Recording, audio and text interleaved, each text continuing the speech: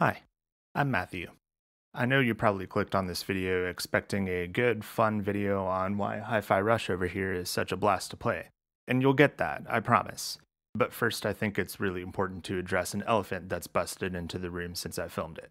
Right now it's May 7th, and while I'm editing the video, news has gotten out that Microsoft has decided to close a handful of its studios, including Tango Gameworks, the team behind Hi-Fi Rush. Of course, this is a devastating blow that is next in a frustratingly long line of mass studio shutdowns and layoffs that we've been seeing in the games industry for the past couple of years. And if you're in any way affected, my heart and my sympathy goes out to you. I'm sorry that this happened. It's not fair. Now, this isn't a retraction of the video that I've already made. I still stand by everything that I'm about to say over the next several minutes. Hi-Fi Rush is still a fantastic game made by an incredibly talented group of people, and both the game and the people who made it still are deserving of your love and support if you were thinking about picking it up or showing them some love on Twitter. But for now, I'll turn it over to Green Screen Matt, and he's going to talk about why Hi-Fi Rush is worth playing.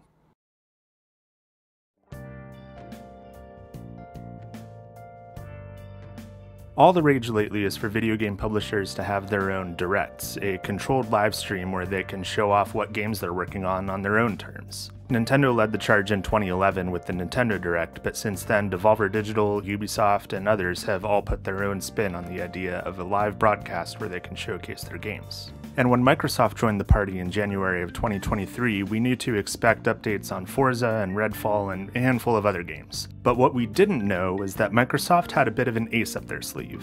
A brand new game from Tango Gameworks, the company behind The Evil Within and Ghostwire Tokyo. But this one was a little bit different from what we've come to expect from Tango Gameworks.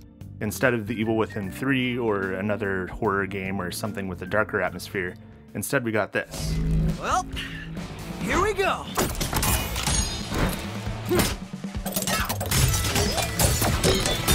This is Hi-Fi Rush. It's one of the coolest games I've ever played. Hi-Fi Rush is an action game in the vein of Bayonetta or Devil May Cry about a future rock star named Chai, whose iPod is accidentally fused into his chest during cybernetic enhancement surgery. Naturally, this leads to both Chai and the world around him being synchronized to the beat of the music he's listening to. Don't think too hard about how that works, it's just more fun that way. And it is a blast of a game, from the comic book visuals to the fun characters, great sense of humor, and an awesome soundtrack of both original and licensed music. But what's interesting is how Hi-Fi Rush fuses two different genres together, rhythm games and action games. This makes for incredibly fun and satisfying gameplay as you do platforming challenges and beat up robots to the beat of the music. It's really satisfying, but what makes it so satisfying? And how does Hi-Fi Rush fuse these two different genres together into one? I'm going to talk a little bit about how Hi-Fi Rush works, in a sense. This isn't going to be a technical breakdown. I'm not a coding wizard by any stretch, and Tango Gameworks has been, at least as far as I know, pretty tight-lipped about how the game works under the hood. Instead, I want to talk about why Hi-Fi Rush works. Not just the gameplay, but also the tone and the visuals and how it takes old game design sensibilities and modernizes them for today's audiences.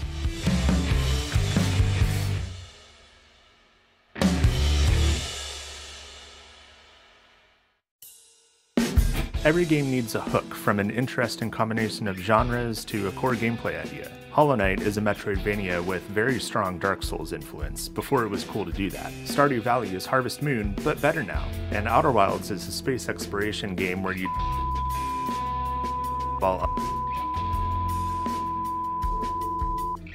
Also, the main hook of Hi-Fi Rush is that it's a combination of rhythm games and action games, and the different elements of these two genres fuse together to create our core gameplay loop. But before I can talk about how the game uses these two genres together, I think it's important to kind of define what they are and why they work on their own. Action games are pretty much exactly what they sound like.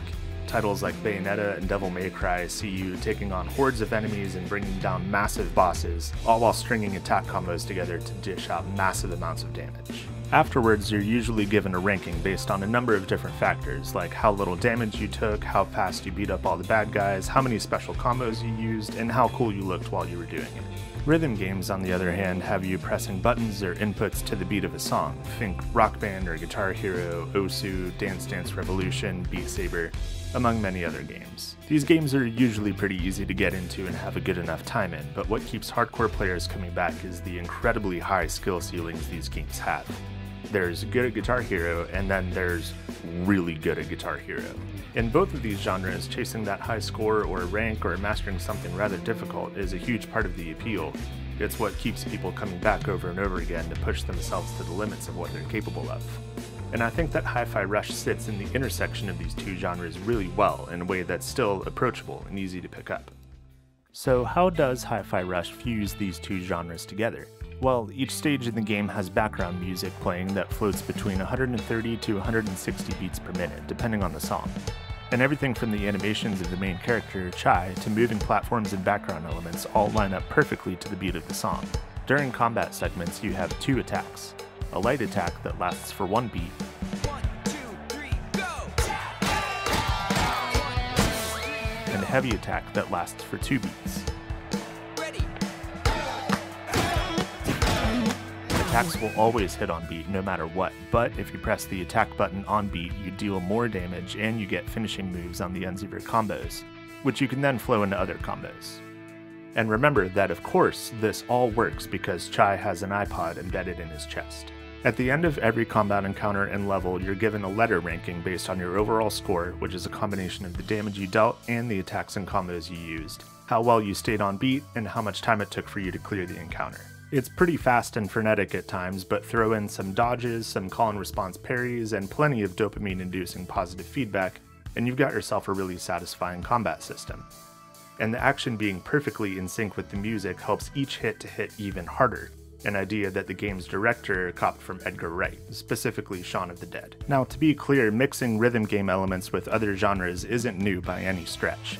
Crypt of the Necrodancer came out in 2015, and it mixes rhythm game elements with roguelite elements.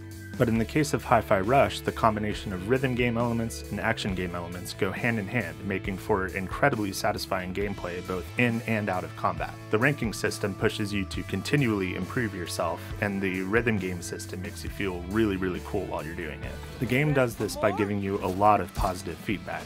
When you hit on beat, not only do you get access to those combo finishers that I mentioned earlier, but also your hits are punctuated by crowd shouts and guitar flourishes, and if you're really locked into a combo, more and more musical layers are added to the soundtrack to fill out the mix. The way the game and the audio reacts and moves based on how you're performing feels like you're, well, performing. So that covers the gameplay side of why Hi-Fi Rush rocks, but what about everything else? Okay, so this is the part where I gush about Hi-Fi Rush because I friggin' love this game. And I think a huge part of why that is that it is unabashedly a video game. It's not trying to have the most realistic graphics or a beautiful award-winning story or expand the definition of what a video game even is. It's kind of going back to an early 2000s feel by embracing things that have been largely rejected since then. Big budget AAA games don't really seem to care too much about scores or ranks anymore, but Hi-Fi Rush uses them to either reward your perfection or challenge you to do better. And a lot of video games are pushing for more and more realistic graphics, but Hi-Fi Rush looks like a cross between Into the Spider-Verse and Jet Set Radio. And the writing, at least in my opinion, is genuinely pretty funny, which is hard to pull off for a video game. They're throwing shade at megacorporations left and right, all while leaning on video game tropes and conventions. Not to mention these little robot guys are just so much fun. And the animation is beautiful and has a ton of charm with characters breaking out of comic book panels and other fun flourishes like that that just give the whole thing such great character. And look, there's nothing wrong with beautiful emotional storytelling or cutting-edge graphics or boundary-pushing gameplay experiences. Some of my favorite video games ever have some of these qualities to them. But I think all of the things that Hi-Fi Rush does to feel like a retro video game kind of only exist in the indie space right now. It's just refreshing to see that a game with so much love and care and passion put into it get published by a massive company like Bethesda, who's responsible for like Fallout and Skyrim and stuff. I don't know, I'm just glad that in a sea of massive budget AAA games with decade-long development cycles and live service cash grabs and multiplayer esports hopefuls that there is still room for a rock-solid single-player game with a unique aesthetic that isn't looking for anything more than just being a good time. And I hope that with all the positive response this game has gotten since its release, that games industry will realize that there is still an appetite for games like Hi-Fi Rush with modest scales and budgets, as opposed to the massive AAA titles. I could keep going really about how important the AA games are for the games industry, especially right now. Maybe that'll be another video if there's interest. But this is supposed to be a video about Hi-Fi Rush, so I'll cap it here. I just love this game, and I hope that in the future we get to see more and more of teams getting the chance to make a lot of great games with smaller budgets, as opposed to just a few great games with massive budgets.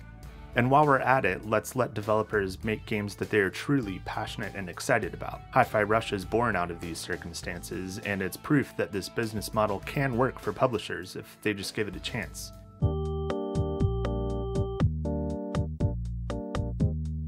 And when they do, we get games like this.